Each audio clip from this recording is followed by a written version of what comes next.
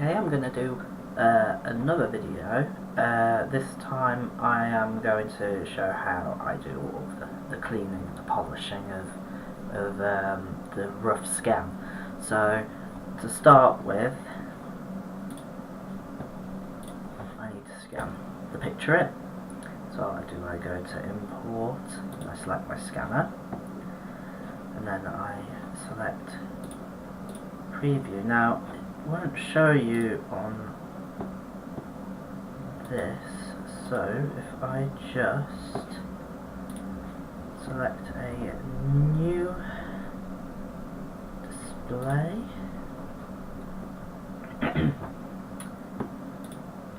display capture. Now it's going to look very, very crazy for a moment, because I only have the one display set up, so we'll just do this, just for this section. So I select preview.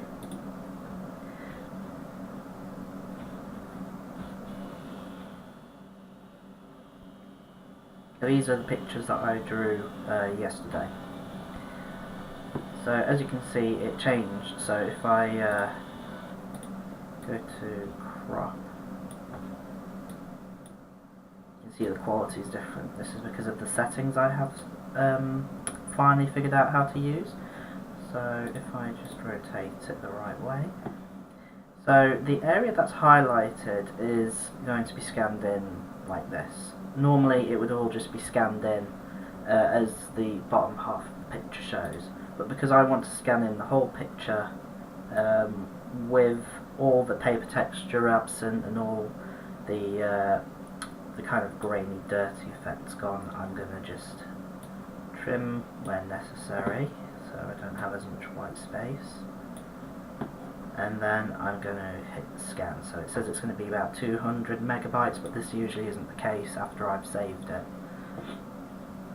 Now I'm scanning this particular image at 1000 dpi. This isn't as high resolution as my scanner can go. My scanner can go up to about 4200, I think. I can't quite remember. It's over 4000, and that means I can scan in a piece of A4 paper like this and have it blown up to huge sizes, really, when I use it for printing, and it retains the quality of the A4 piece. You wouldn't have known it was from an A4 piece of paper. I mean, one of my prints of Aeon in Space, that particular image was drawn on A5 paper, which is smaller, and that print is huge. So scanning in at a higher DPI is always advised, because then you can reduce the overall size of the image a lot later down the line, and it makes the quality look even better. So it does take a while though.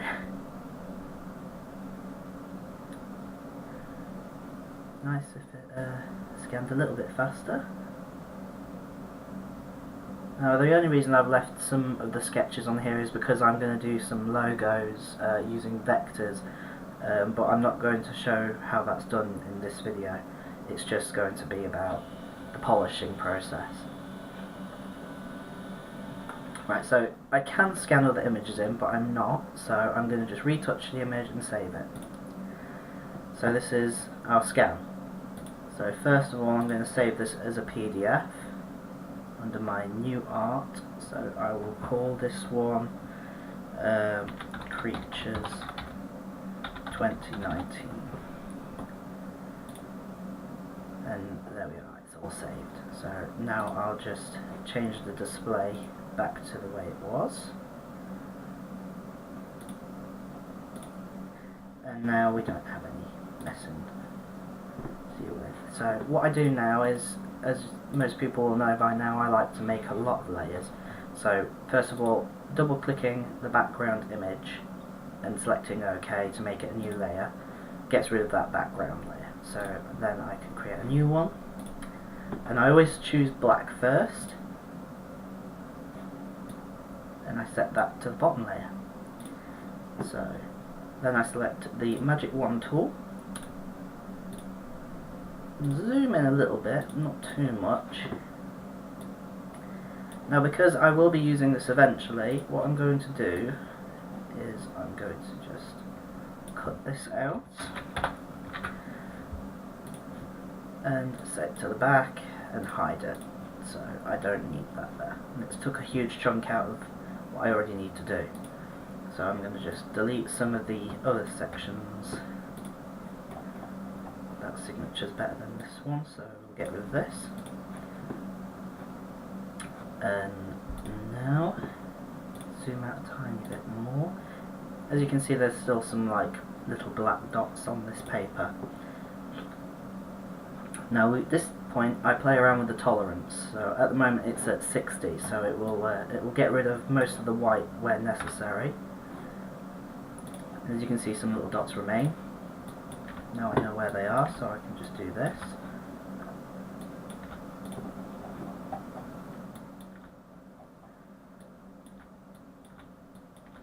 I could have just gone around with the eraser tool, I've done that in the past, but with how much space I have to work with here, I don't see any point.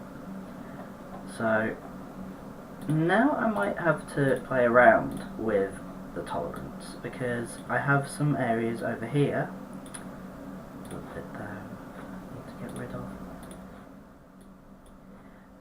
There's an area here with finer lines. Now if I use the current setting at 60 tolerance, it deletes a large section of this line, so I just want to undo that, set the tolerance lower, and you see it lets a little bit more on, but it's still not quite there, so we'll jump it down to 10, and that's the setting we want. So, and yes, it looks quite messy, it's left a lot of white around the edges, but that will soon be no problem. So I'm like to use 60 so far, so we'll set it back to 60 now we've done that. And we'll do some other parts and we'll return to that little delicate bit in a moment. There are quicker ways to do this. I mean, you can hold shift and click multiple pieces, but like I said, I have an area here that has delicate lines that could disappear, and doing this technique can make those disappear a lot more quickly. So I like to do it a piece at a time, just in case, and that way I'm not wasting time having to be like, oh, I have to reselect all these because I accidentally deleted one segment. I'm leaving these areas alone because they are going to be black anyway, but I just like to do this type of texture for shading as practice for my comic work, so we'll just delete these. Now normally I'd have music on, but YouTube don't seem to like me doing that, so I'm not going to do it, not this time, because all I'm doing is some cleanup work. I'm not going to be recording the whole process like last time. So we'll just finish cleaning this character off a little bit, and then we'll move on to the one below, which is a little bit more detailed. This one's more simple, so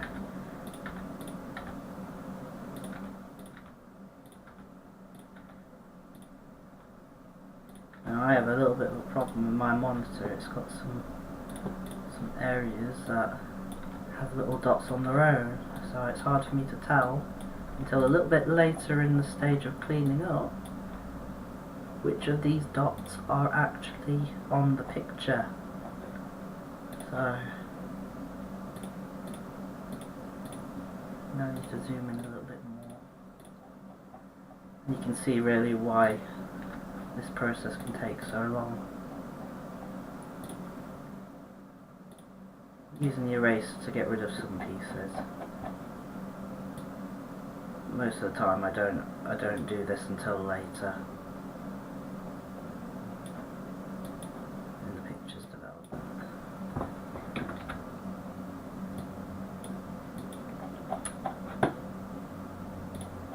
we go. Just clean that. A few more rogue little dots. Or at least I think they are. They could be just on my monitor.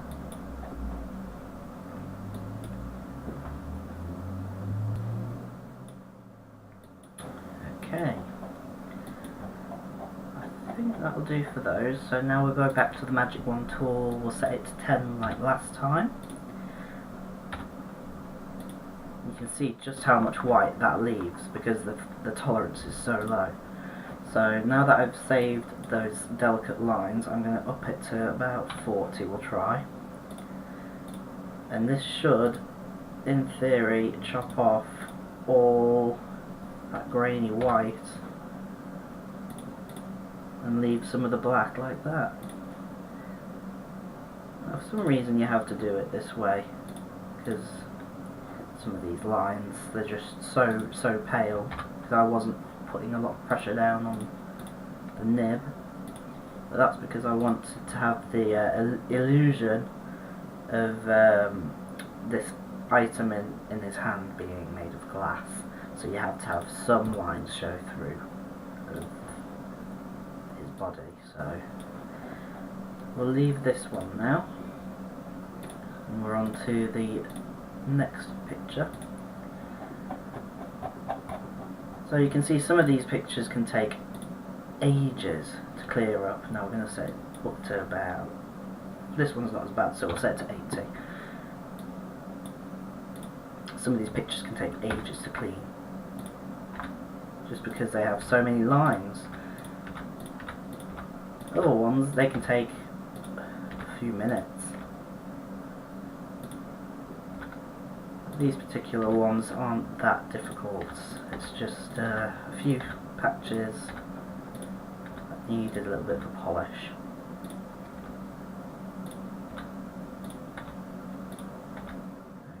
Okay. I will have to zoom in a moment to clean up the teeth and a couple of these little patches. This image particularly not too bad.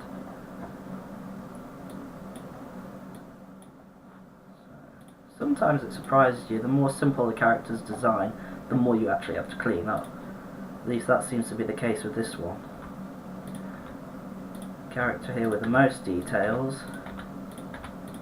Yes, I have to delete more of the white. I mean, I can do this again. I have to delete more of the white, but the overall line work, it doesn't have any of those fiddly faint lines, so I don't have to mess with the tolerance. I literally just scoot through that using the tolerance setting at 80. So what we're going to do now is we're going to fit it on screen. Quick look over then at some of the areas where we know they're going to be white, and some areas we know are going to be black, and we're going to duplicate this layer.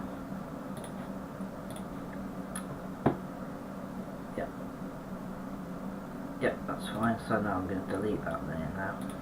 I just like to do that to make sure there's no real huge gaps in the line work. I mean, there's a piece here which is supposed to be missing because it's part of the character's detail rather than being a piece of line work that's missing. Now I go to Effects, Color Overlay, and now I set it to black, and I duplicate that layer, and then I merge the layers together. I do not select Merge Down. So if I select, I mean, I've been lucky with the higher resolution scans that I don't get this problem, but if I select Merge Down,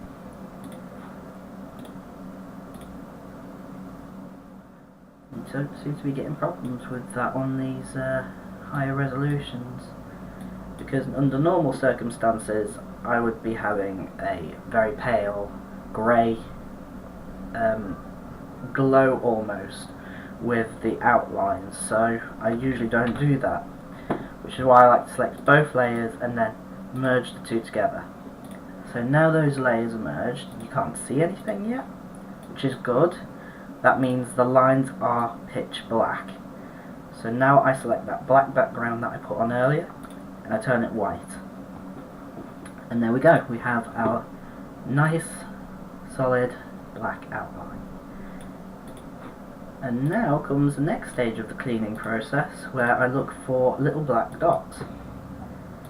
And there's a lot of them, because the Magic Wand tool, while it is good, it's not perfect, and some of these lines need to be removed just to make it look a little bit better. So I think we are very, very lucky. There's not that many dots. And considering I saved these as PNGs, so they have a transparent background when they're finished, it doesn't really matter if they're going to have a background, because you won't see these little black dots unless it's a transparent background and I add certain effects to it, like when I make a sticker. A good way to check to see, now it's not going to work very well because these haven't been coloured yet, a good way to see if you have any rogue dots left that you can't tell is to select the final image, or in this case it's just the line work, select outer glow, play around with the settings so that it's either darker or lighter, spread to high, and you can see dots are starting to appear. So I like to leave them a little bit thick, just go around, click in the general area that they're going to be in, and then they can disappear, just like so. This will help make the lines a lot more smooth and tidy as well, because some of these don't look particularly tidy now that I've done this. You can use the outer glow tool to make your line work more thick and bold as well, but I don't personally use it for other than doing what I'm doing here, which is the cleaning up process, because it exposes a lot of flaws in the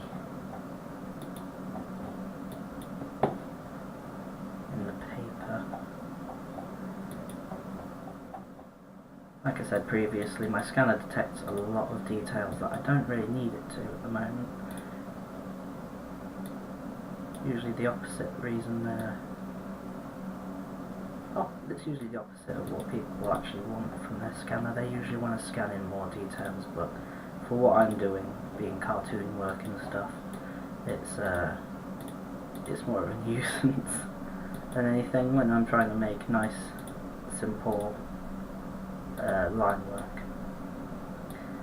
Right, I think that'll do for the tidying process, nearly. And then yes, I think that will do. I keep saying that will do, but I keep finding more things to do. This is one reason why things take as long as they do with me, because I keep thinking, oh, this could be a little bit better, or oh, I've missed this bit here. So I think this time I am happy now.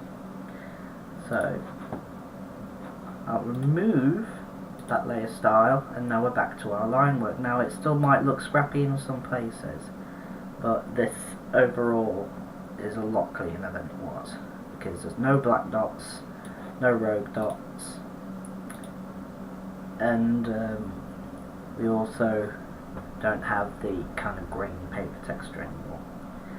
So I'll save this. Yes, I want to save. And then obviously from this point onwards I will start the colouring process, but as we have another video showing how I do this process, I'm not going to record the whole video again, but this is basically just showing how I get to the stage of doing the line work, which is where I usually start my streams and recordings based on the colouring and After Effects process. So when I get to this stage, I make another layer, I select multiply, I lock the top layer which has the multiply in it so it keeps the lines black, and it also, if I've missed any graininess on the paper, it will hide that as well. So yeah, so that's how I take the scan and turn it into more refined line work. Now it can take a lot longer to do that process.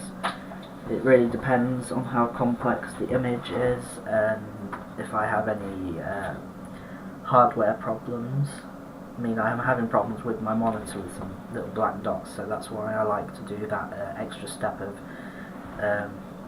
adding the bold outline with the glowing effect, just so that I can see any dots that are different to the actual dots on my screen. So yeah, as usual, this was the original.